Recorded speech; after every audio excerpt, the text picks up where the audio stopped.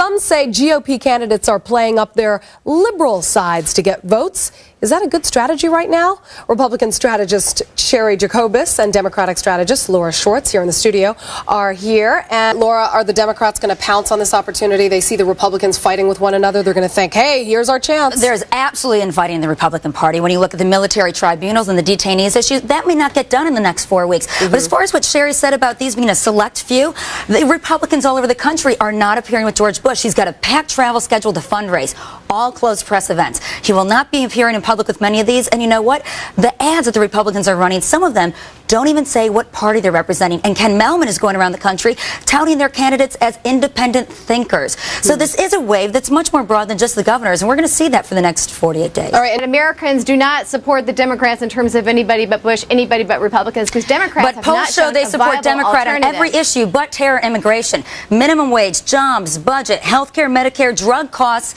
and education and the environment. They trust the Democrats more than Republicans. The polls are trending Republican. No, when you look as we at the get polls, close to the election, and that's significant. Hey, the last 5 polls, George Bush is averaging about 40%. Now, among the Republicans and Democrats, among likely voters, you're looking at 48-48 split. But when you look at registered voters, the Democrats lead solidly by 9 to 11 points. That's why they have launched a GOTV, a Get Out the Vote effort, like they've never seen before. They've spent $8 million on their voter database. They registered $2 million in July compared to the RNC's $1 million. It's going to be an even race this time. I think we're going to have a lot of fun watching it. Laura, since the 5-year mark of 9/11, President Bush's approval rating has gone up. The war on terror, #1 on Americans' minds come voters' time. However, it's interesting when we polled last week who felt, if voters felt that if a Republican was in control or a Democrat was in control, who would win the war in Iraq. It seemed split. Why do you think that is? Well, you know, the war in Iraq actually is the #1 issue according to yesterday's USA Today Gallup poll, terror #2. It's split and it's leaning Democrat on war in Iraq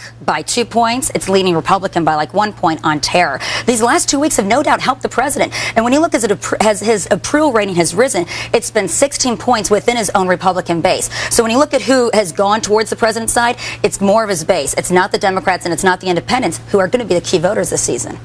All right, Sherry Jacobus and Laura Schwartz, we thank you both for being here, weighing in here on our big political topic of the day. Thanks, girls. Well,